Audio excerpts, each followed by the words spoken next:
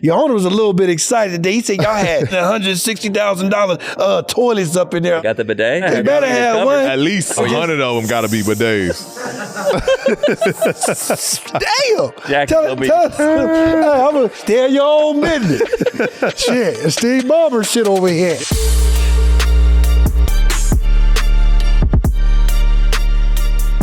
Welcome to Podcast P, your favorite new hoop show, presented to you by Wave Sports and Entertainment. I'm your host, Paul George, PG-13, and I got my guys right here. Dallas Rutherford, a.k.a. The White Stallion, and we also have... Jacket Long and I Never Do You Wrong, and I'm always going to give you something new, like a new song. I don't know. That was a hard one.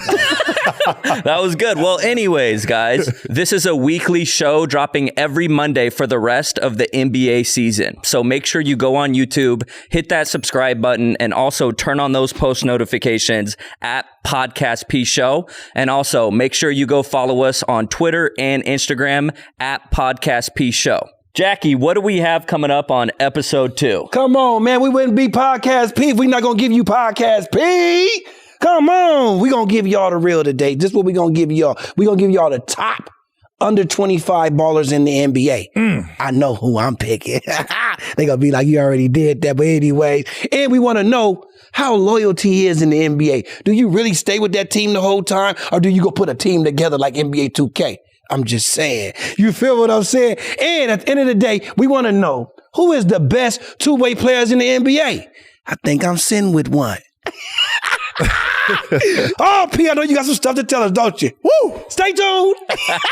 Stay tuned. Okay, real quick, before we get to our first topic, Jackie, I've got a question for you. Shoot. Do you like sports? Yes. Okay, do you like winning? Come on, Dallas. No, I don't like winning. Of course I like winning, man. Okay. Do you like money? Now you talking my language, baby. Of course I like that moolah. Ooh-la. Okay, but have you heard of Prize Picks? Nah, but why don't you tell me and the audience a little bit about it, because I don't know too much. Well, Prize Picks is a daily fantasy app. You pick 2 to 6 players, then pick if they will score more or less than their prize pick projection. You aren't competing against other people. It's just you versus the projections available. Is it just for basketball? Oh, no. Prize Pick offers projections on any sport that you watch, Jackie. Huh. So just like the people want to know, I want to know, how much money do you win? You can win up to 25 times your money per entry.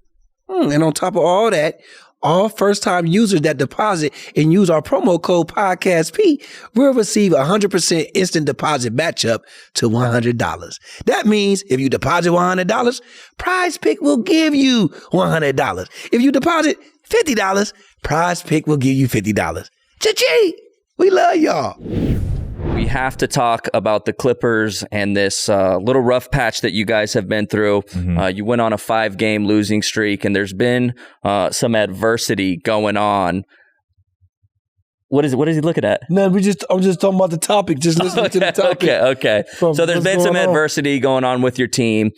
Since Russ came onto the team, you guys went on a 5-game losing streak. You snapped that the other night, which was a good must-win type of game. You had a great performance a day before the podcast dropped, so I don't know if that was intentional, but hey, it worked out. But talk a little bit, just a little bit about those struggles that you guys have had since All-Star break. What do you guys, what do you feel like you guys need to fix in order to improve and get ready for this playoff run? Yeah. In the beginning, it was tough because we got Russ and everything that was surrounding Russ at the time. And then we go on this losing streak. And so, of course, it was quick for everyone to try to blame Russ for it, which was stupid because, Russ honestly was playing. He played unbelievable. Like, fun to watch. Elite. He was doing his thing. So it was tough to go through it while we were struggling with getting wins. The game against Sac, right? First game. Yep, double overtime. After the break, double OT. Like, how do we lose? We damn near scored 400 points between the both of us. Like, and we scored 150. We had 153 before the first OT. 153. We could have won it. They made a crazy play, kick out for a 3. We go into OT. So we should have won right there. So just that game in general, like we knew it was going to be a fast-paced game just with the pace that Sacramento plays with is, you can't mimic it. Like no amount of practice we did to get ready for them. Like you just can't mimic the speed they play at. Right. But we felt good. Like we haven't offensively gotten easy baskets like that in a long time. So when we added Russ, we was like I felt while that game was going on, I was like, hey, this is it right here. Seeing the floor, man. He was pushing the ball. And we got a guy that can he's looking for those easy opportunities. So we're scoring it, and I'm like, yeah, the game, like this is what we needed right here. Like we about to blow every fucking team out. They just were scoring at a rate that like damn, we cannot stop these dudes. Yeah. And like before you know it, like 120, 130, 140, That's wild. 150. And it was like a heavyweight fight where you just I was getting tired. We ended up losing that one. Then we go to Denver. Another overtime game. Another OT game. And the way it started was the same way it started the last time we was in Denver when we was getting our ass kicked. They was up 20, 25 in the first quarter on us the first time we played there. So this time it's going in the same direction where we just couldn't make shots and they're going and, they're scoring at ease. And we ended up making our way back into the game. So I'm like, all right, if we can play well here, like we're good. You know what I mean? That's a tough place to win at, is in Denver. The altitude and all of that stuff. It's a tough place to play. So that game is getting close. And then boom, move on to the Kings we again. move on to the Kings again. So now we're still feeling good because we don't feel that far off. You know what I mean? We're losing against playoff teams in overtime. Like we're not that far off. And this is a new group that we just put together after the All-Star break. So, the Kings again, another close game, get down to the wire, lose at the end. And all of it is like now, like my knee feels great now. Mm-hmm. You know what I mean? I know you mentioned that on your last post-game interview. You said that you felt a little lighter and you had a little bit more power. Good? I feel great. I was going through a lot through the stretch. Now I'm starting to feel really good though. Yeah, I could definitely see you had a little more pep in your step. You were playing a little bit more aggressive, and I know you know this, but you can score on pretty much anyone in the NBA. You can get to your spot. You can get your points. So watching you play aggressive, I could just tell that you were feeling good that game. I'm like, all right, you could just tell while you're dribbling the ball, the way you were putting your moves I feel like together. myself. But it looked like you were out there playing at the park, just having fun and doing your thing. But you touched on it. You guys got a lot of new pieces right now. Mm-hmm. So you bring on Russ, you bring on Eric Gordon, Plumlee, and Bones. Talk about how has that been kind of meshing these guys in the latter end of the season, right before playoffs? A lot of people have their doubts and questions about that. Mm-hmm. But how do you feel you guys as a group are meshing right now? And what are you doing to improve or speed that gel that you guys need up? The greatest thing about this team and adding the new addition guys is that like there's no assholes on the team. Like everybody is cool. Everybody is like on the same page when it comes to like we got to figure this shit out together. Like we got to work this out together, right? So it's good that it starts there. And then now we've had some days off in between. We've had 2 days off in between to practice. So we really nipped a lot of stuff in the bud with these practice days. And I mean, when you add new guys mid-season, like you gotta realize like people are coming from other programs that do things totally different. Right. So they gotta reprogram themselves to like the way they play. Yeah. Like it's gotta be different now because you gotta do different stuff for this team. You know what I mean? Of course, not even on the court and off the court. They're even adjusting. Like, they're adjusting to personalities. They're adjusting to personnel. Like it's gonna take some time to gel and mesh. You know what I mean? Especially, Eric's is in the starting lineup now. So like he's one of our starters. Mason's been starting because Azu's been injured. So like he's playing heavy. Like these aren't like just guys that's just being thrown in there. Mm-hmm. Like these are guys that are going to make impact for us. Right. And so it's going to take a little time for them to kind of reprogram. Like we're doing stuff and they're like, damn, like we do this and we did this in Charlotte, or like we did this in Houston, or Denver, it was like this. Like, so it takes a little bit for them to reprogram and get up to speed to how we do things and how we play defense and our concepts and our, play calling. So I think it just took a little minute, but I think us going through that patch of playing close games and losing those definitely is going to pay off. Like, we'll figure out how to win those games. Yep. But, it was raining in LA, and when it rains, it pours. And yeah, bro, I was watching, man, those games. We went through the storm. It's like, man, so now you guys have 4 home games coming up, and I know you're always on the road, and the NBA schedule is just crazy to me. I don't know how you guys do it, but talk a little bit about, this 4-game stretch. These are some important games right now as far as seeding goes. How do you feel about just being home and having these 4 games here ahead of you? Yeah, we feel pretty good. Like our schedule is tough. Like, we got one of the hardest schedule in terms of the teams that we play. So you can look at it one or two ways. Like, this is a good prep going into playoffs. You know what I mean? And you need like this type of challenge. I think this is going to build character in our team to get through these games. And help prepare ourselves for when playoff comes, because like it's not going to be easy, especially out west.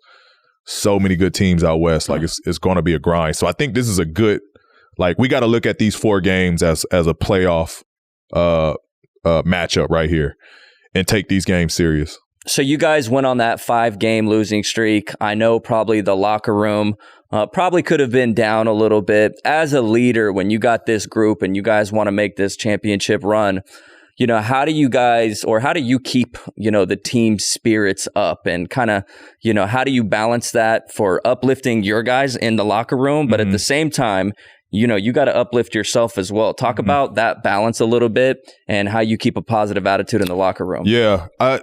And this will go back to why I thought the signing of Russell Westbrook was like so important, right?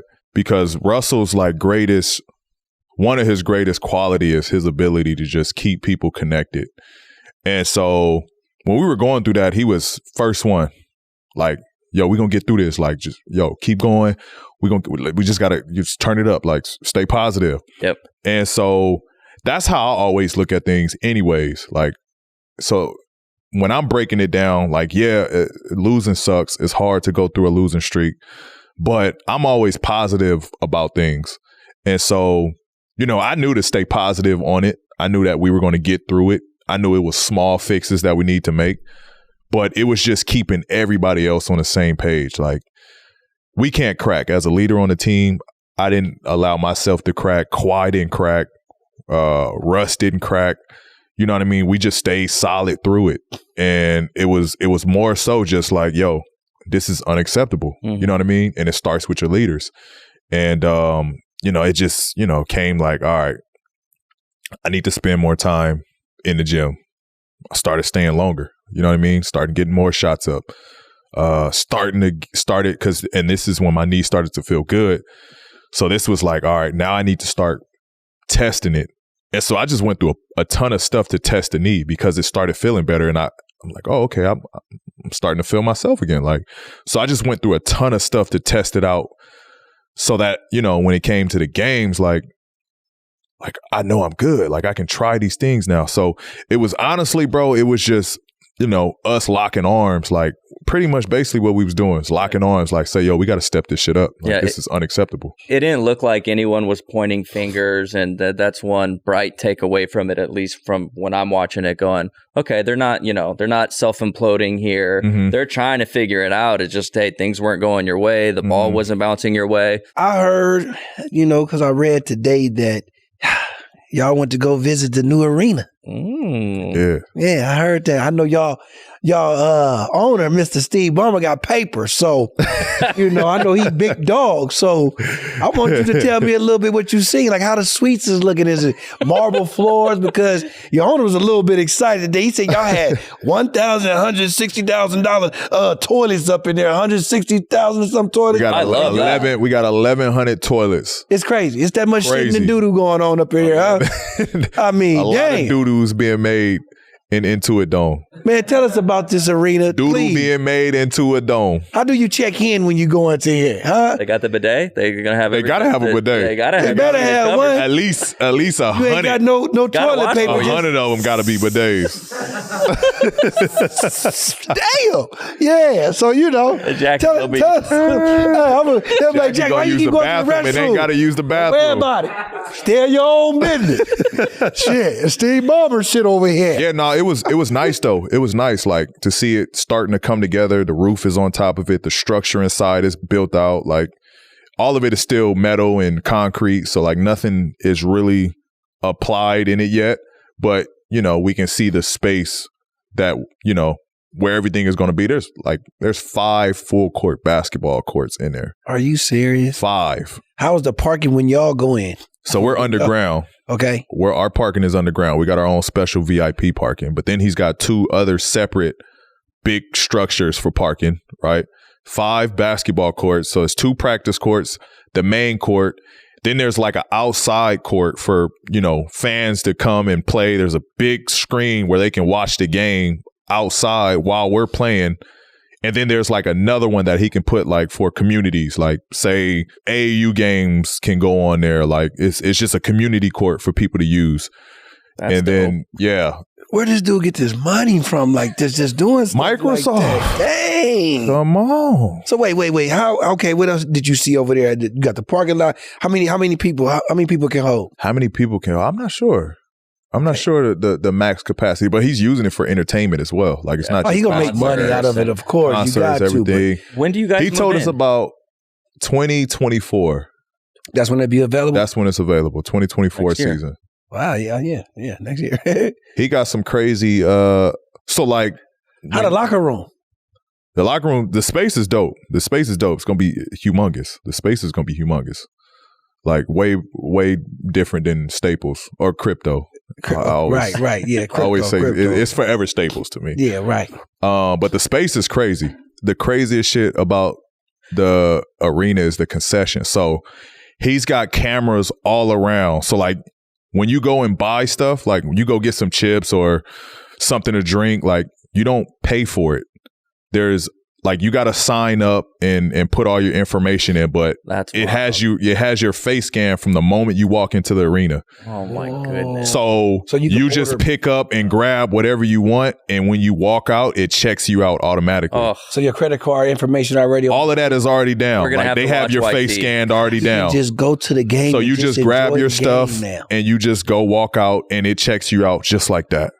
Steve Ballmer, can I? The whole logic Apply behind for a it is like job. he don't want you to miss no part of the game. Like he don't want. That's why there's so many bathrooms. Oh, that's actually. He don't want you waiting in line for smart. bathrooms. He don't want you waiting in line for concessions. There's 199 clocks in there, so you're gonna know exactly like the time. I sound like Steve. Yeah, now. like, bro, how do I invest? Like, Did you go to his office? Did he Nah, show we y'all his didn't. office? We didn't see his office space. I bet his office crazy. Yeah. that is nuts. But it's dope. It's humongous in there. It looked like a mini SoFi. Like it looked like mini SoFi in there. And y'all right next to us. Well, no, which one y'all next to the We Forum? right by. We right across from the Forum. But SoFi is It's gonna right be there. Yeah, Wow, that's gonna be nice. it's all next to everything. So speaking of toilets, Jackie, I got one quick story I'd like to share with you and a couple of the viewers. I think Paul has heard this story before, but one time when he was playing in Indiana, probably like year 2 or year 3 or something like that. But I was at the game, I had the family pass. I was feeling good. Like, this is awesome. Like, oh, look at my friend out there. He's playing basketball. This is great. I'm having a good time. So at the end of the game and all the family is down in this room. And I'm like, man, I got to go to the bathroom. So I asked one of the security guys, I'm like, hey, where's the bathroom down here? And he's like, it's down the hall to the left. So I'm like, all right, cool. So I walk over there. I open up this bathroom. And Jackie, it's the smallest bathroom I've ever seen. Okay, like it's no bigger than this set. It's like a toilet and 2 urinals.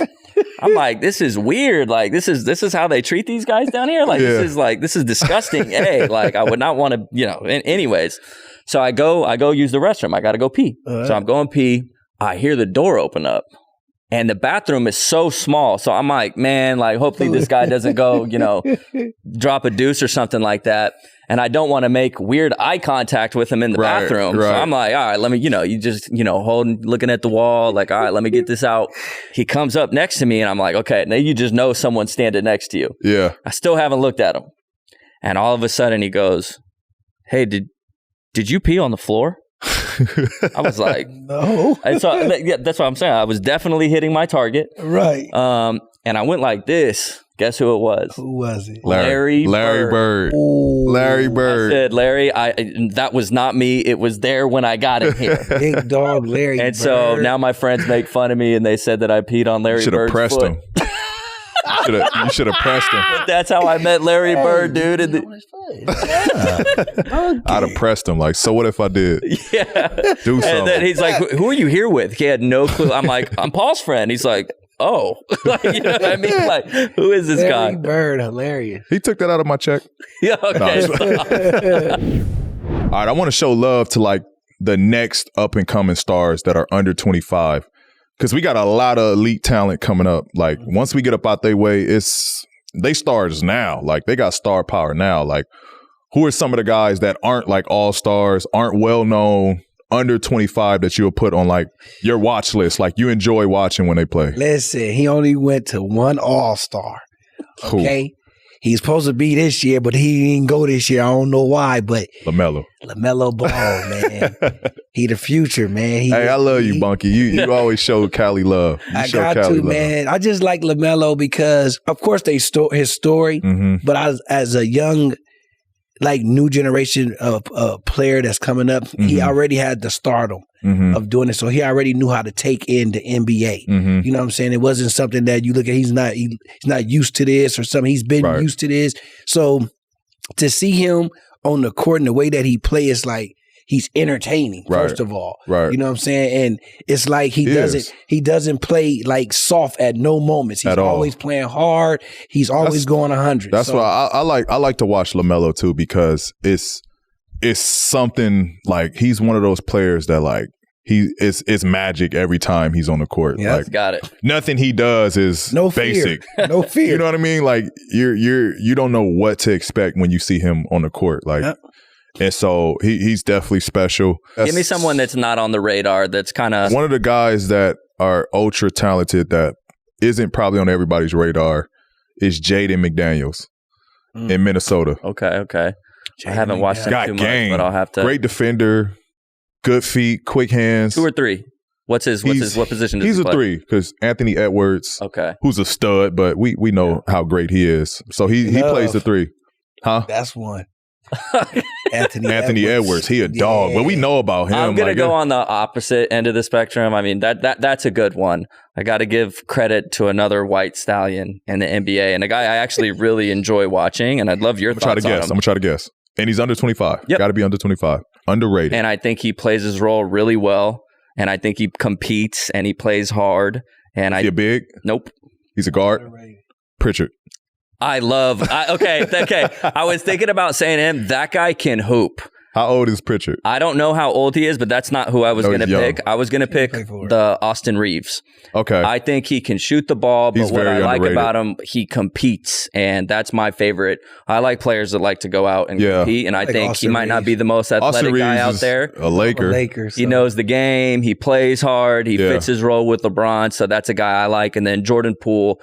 He's special. Up next. He's Golden State. Their scouting is because Kuminga is a dog. He's gonna be really good. Jordan Poole is already special, and I got to shout out Jordan Poole because I didn't see the vision from year 1 to year 2. Okay, like if you ask me, and don't hate me, Jordan Poole, if you ask me after watching him the first year, if he was going to be good, I would have told you like, no, I don't see it. Wow. But I guess you don't have a choice but to learn and be a sponge and raise your game. You get to play with Steph Curry, Klay Thompson. Bro, so when I seen him year 2, I was like, wow. He's I literally was like, damn, it's 3 of them now. Like, that's what it looks like. I mean, this guy is. I mean, Steph's been out for a couple games, and man, he has stepped up. And he's worth every penny that they're paying him. Yeah, every penny. He's a star. He's from the G League too, right? I don't think. He might have. Was he? I think he was from G League. Yeah. He might have. There you go, Jackie. He's a young guy, so he's Yeah, do your homework. But he's elite. Jonathan Kuminga's elite. We got to give credit to Paolo Banchero in Orlando. Yep, he's going to be good. He's going to be good. Like, he's a dog. It's crazy for how young he is and how well he's producing, like putting up 20 a night, you know. Yeah. And he's looking like a leader as a year one guy. Do you look at these young guys and go, man, they're really skilled? Because you see kind of from generation to generation, these players just get more skilled. It seems like they get more athletic. And there's pros and cons to how the game's evolving. But like, do you see that in those young guys? Like, man, these kids are young and they're like, do you feel that like, man, what were they doing in high school? What were they doing in college? Absolutely. I mean, you look at like, and this is another under 20, 25 guy. You look at like Jalen Green, right? With how explosive, how athletic he is. His skill set, like, he can do it all. You know what I mean? He can do it all. So the game is definitely like years from, and it's only going to like get better. Guys are going to jump even higher. Guys are going to be even more faster, going to be even more explosive. Like, their skill set is going to just keep improving, like, to where the game, I feel, is going to like, the game has got to change at some point. Like, there's got to be something that's implemented based off of how good these kids are getting. So, P, I know your MVP pick for this year was Jason Tatum. Mm-hmm. And again, a super talented, super young, and I see a lot of resemblance in his game and yours. Another under 25 guy. Talk about how that is. I know you kind of tried to resemble Kobe and looked up to him, and I'm sure Jason Tatum looked up to you. Talk about how it's just looking at this kid and being like, man, he's talented. Yeah, it's dope to see the influence my game had on his game, because when I watch him and I break down his dribble cadence, his step backs, his rhythm, like, I see a lot of myself in him, and it's dope to see. And for me, it's like that's what you want as an older player. You want to see the younger players take whatever I gave him and take it further for the next one that's coming after him. You know what I mean? And that's what I see in Tatum's game, that he's taking it to another level. You know what I mean? Like, and he's so explosive. He's so strong. He's a lot bigger than what I was at his age already. And like, I love watching his game. Like, it is like watching a younger version of me. The way he moves, his mannerisms on the court, like, again, just the way he, his package as far as his handle goes, like, everything is I see myself in. So, it's dope. It's dope to watch from afar, and he's one of my favorite, young players in the league. Yeah, well, maybe we'll get him on the podcast, Jason Tatum, if you're watching this, dude. JT, we might have to get him in the summer or something. Podcast P. Just want to put it out there. You have a bigger couch, you can sit somewhere. Have a bigger couch. You big. We got you. So we talked about some of the young guys in the NBA. We got a lot of stars, and we have to talk about it. It's been in the news all over, the things going on with Ja Morant. And in my opinion, he's young. People make mistakes, but you've been there, a young guy in the NBA, started making a lot of money. You got a lot of different people, in your pockets, this, and that. You kind of have to cut your circle a little bit. Mm-hmm. What, positive encouragement would you give to Ja right now? I think the positive encouragement I would give to him is, first he came out and made the statement apologizing. Mm-hmm. I think that's first step.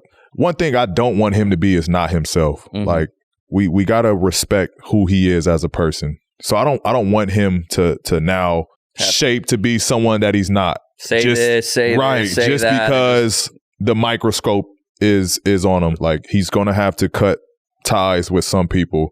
And I think as a young kid, that's maturing and growing up and becoming a man, like you'll realize some people are good for you and some people aren't. And that's part of life. There's no love lost. It's part of maturation as a man. Like you want to grow. The plan is to always grow. Yeah. And so I think he's going through that phase and understanding that like I can't have the influence that I have around me because I'm someone that's putting the influence on the next generation. Right. It's a deep hole that he's got to climb out of. When you get that rap as what people want to label him as now, as a gangster, and hearing Skip call him a Crip, like I think he's taking it too far. Like you're really, putting dirt on, a messy situation when now you're trying to label him as a gang member. Skip. He made bad decisions. Somebody. Everybody's made bad decisions. Skip their life. He just always trying to skip. He always trying to skip somebody's life. Skip your ass about it. The shit with Skip. Skip ass about it. In the grand scheme of things, we all make mistakes. We've all had to learn from mistakes that we've made. Ja is no different. If I'm out somewhere, if it's me, Dallas, YT, A1, I can go down the line of our homies. Mm-hmm. If we see your big, tall, ugly feet ass carrying a gun, doing it, somebody's gonna. I'm not gonna be scared if you get mad at me or tell me, Jack, shut up, I got this. Right. No, I'm gonna say, P, put that up. Right. Get that to somebody that's the security, the knucklehead. Right. Let me get that. It's just period. If I know, like, if I'm his homie and I'm in his circle and I know we having drinks and we lit, like, I'm not gonna let you get on. Drinking. I'm not gonna let you get on your phone. Everybody can't drink and broadcast it publicly. I'm not even gonna let you get to that point. Yeah, they're kids. I mean, they're so young, and I agree that he needs to have someone probably should say something to him. But a lot of guys have yes men around them, and they're just kind of living it up with them. And those are the ones who gotta go. I agree. The yes men. At the end of the day, I think he's gonna get out of this. It is gonna take some time, Absolutely. But just like what you said, people make mistakes. The guy has all the talent in the world. Too much talent. This is just got to be a wake up call for him, like because unfortunately it's been other incidents that he's been linked to. You know what I mean? Like this isn't the first incident that he just had the one with Shannon Sharp and his daddy and them on the court. It's that was more. But he was involved. Or Dylan Brooks and Shannon going at it, right?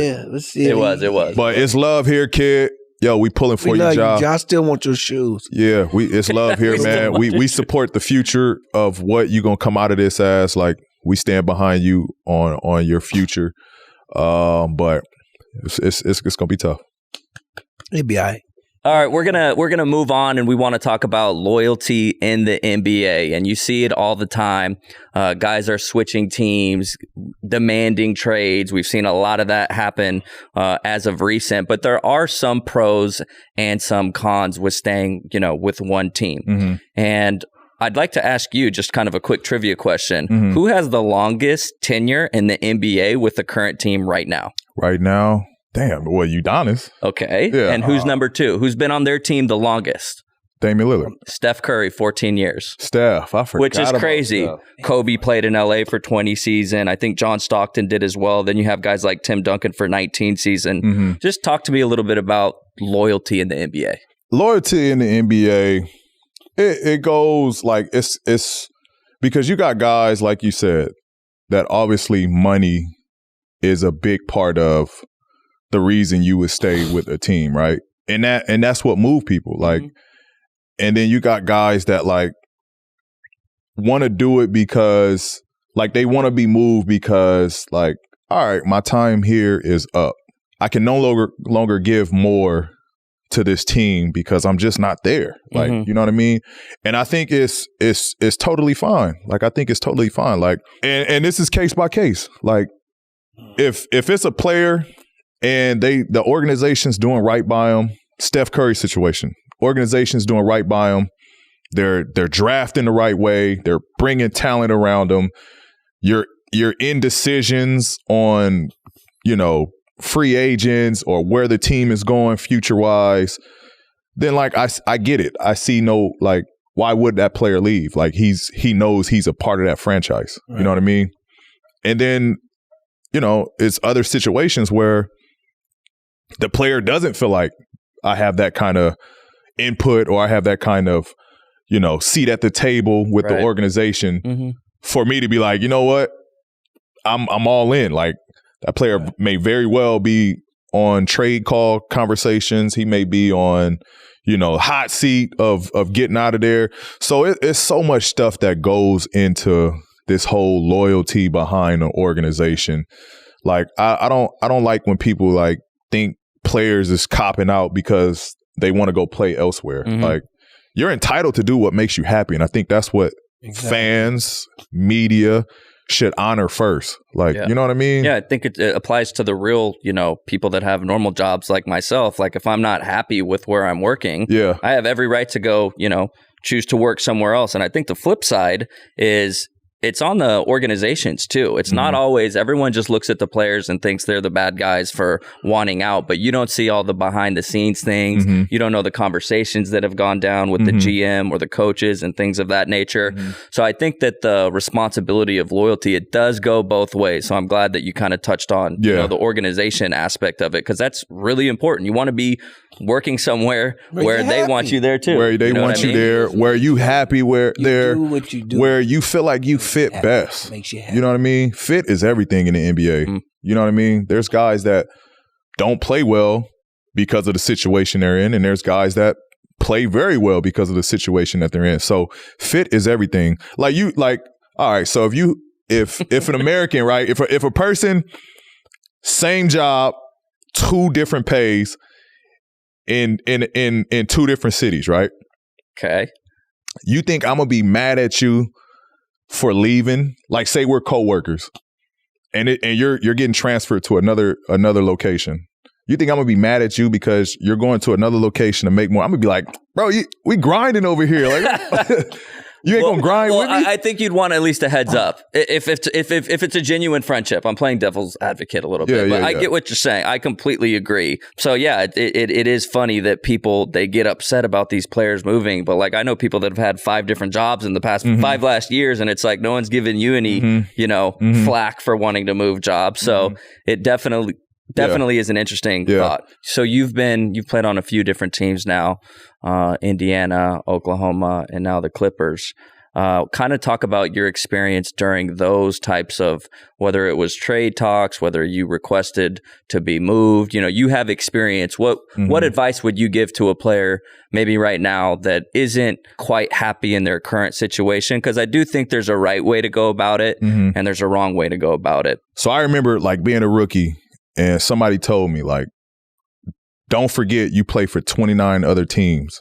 You know what I mean? And when he told me that, like, I didn't really quite understand where he was coming from. But as I matured, like, I figured out, like, oh, okay, like, I'm playing for the rest of the league. Like, all the GMs talk, every team talk.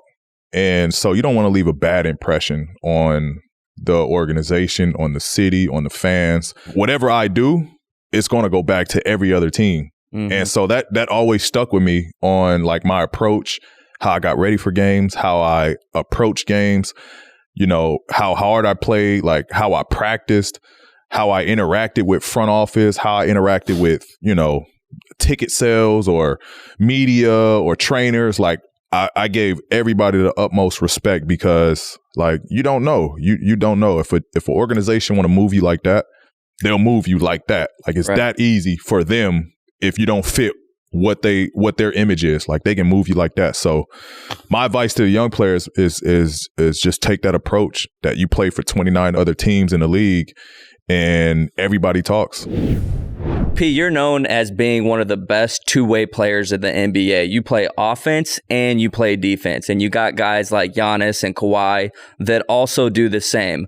Who would you put in your Mount Rushmore or maybe your top 5 of guys that play on both ends of the floor as the best all-time two-way players in the NBA? Best all-time. My top 5, I'm going to go by position. Okay. Right? Point guard, who you got? Point guard, I'm going to go GP. Okay. And GP for that tenacity that he played with on the defensive end. Okay. And I mean, offensively, he could score it. Post work. He was, he was stocky. Like he played with that power and thrust at the point guard position. That was, somebody that I used to watch and liked how he guarded. As shooting guard, I'm gonna go with the GOAT, MJ. Got to do that. That's the obvious. Like he inspired my idol, Kobe, and my idol, Kobe, inspired me. So I'm gonna go with MJ at the 2. At the 3, gotta go me. Gotta go you. Gotta go Who else me. you gonna go? Come on. I feel like when healthy and locked in, I think I'm up there with the best to play both ends. At the 4, my power forward, I'm gonna go KG. KG was a dog. Both ends. Intensity every night. Brought it. And then at my 5, I gotta go with the Dream.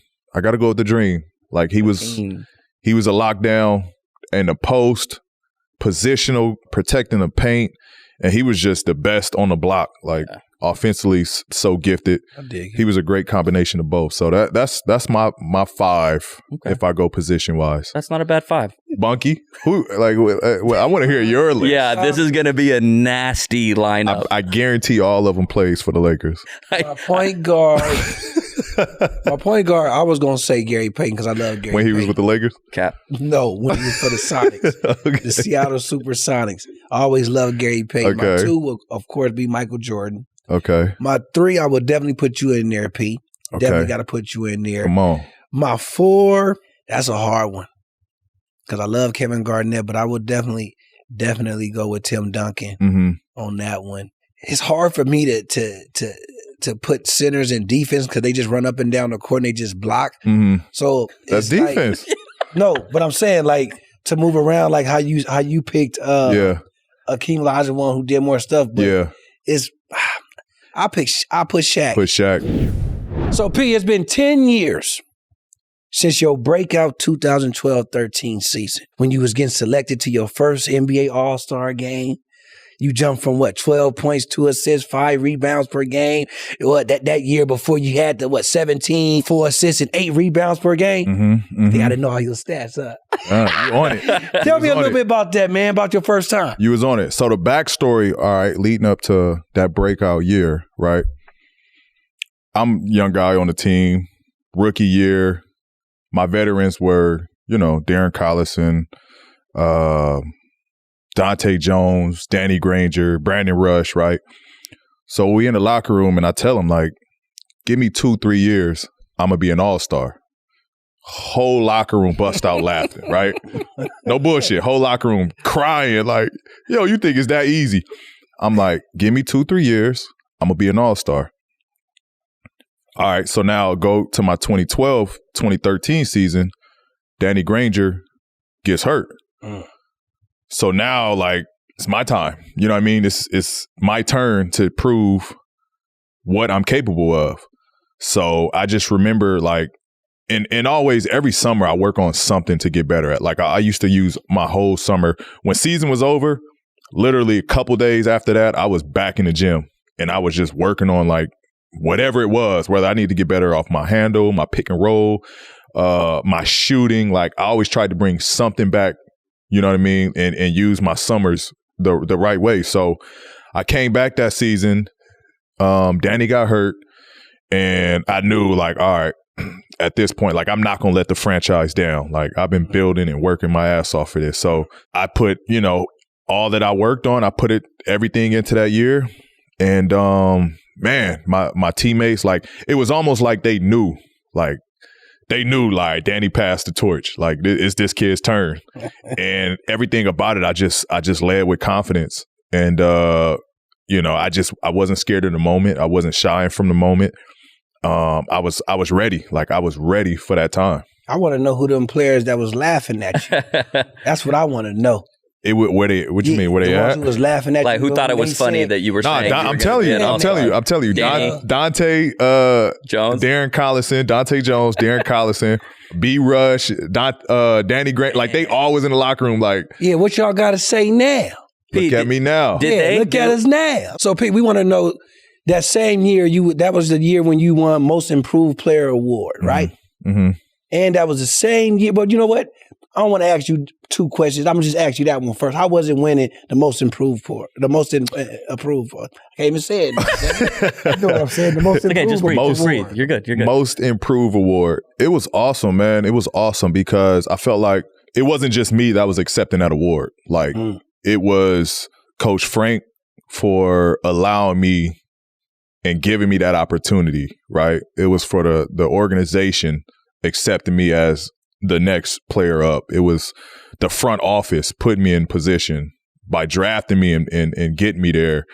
It was like my whole training crew that was with me that summer. It was when I accepted that, it was like everybody involved like had a piece of that and have ownership of that, because I like literally put a lot of work in. I put a ton of work in that summer, just working on my body, working on my game, trying to be more efficient from behind the 3-point line. And so when I won it, like, it was like, all right, like, there's no going back from here. You know what I mean? Like, I found, like, it was basically a stamp for the work that I'm doing. Like, okay, you found the recipe. Right. You know what I mean? I found the recipe to get better, and you add something every year, and eventually you'll be the player you want to be. So it was almost like a stamp for the work that I was putting in. Kids out there, get that Most Improved Player. It means a lot now. It means a lot. It's different type of motivation. It's a special.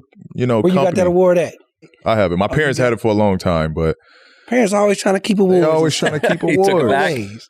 My daddy know it say his name on it, so he think it's his. So he can say it's his. Oh, I won't believe this. Yeah, I actually won this award. He gave you that one. He gave that one back. He gave that one back to me, so I got it. Pops. That same year, that's when you played the Heat against Bron and D Wade and that whole little built the bear team. Yeah, that's when I it was almost called what I want to call you. Yeah. Finals P. I almost was. Come on, man. You took them to what? Game 7? I think. Right, wasn't that Game 7 y'all went to? Yeah, Game 7. I think it was Game 7 that 2012-13 Come on, season. P. Tell me what you almost was becoming Finals P. How was that? That was my coming out party. Like, that was my coming out party. And that's when I knew, like, all right, I'm here. Like, I'm playing against Bron, the best in the world at the time. I'm playing against D Wade, elite, Chris Bosh, elite. Like, and we were like, you know, no names compared to who they were. You know what I mean? Like, we was just, America, I felt like, fell in love with us because we was like the blue collar team that did things the right way. We played hard. You know, there was no like persona around us. Like, everybody was just one. And so I felt like we just became it was like either you love what LeBron and Miami Heat were and the, you know, the star power there, or you love the blue collar, like you love this story. It was two stories, and they had theirs and we had ours. Right.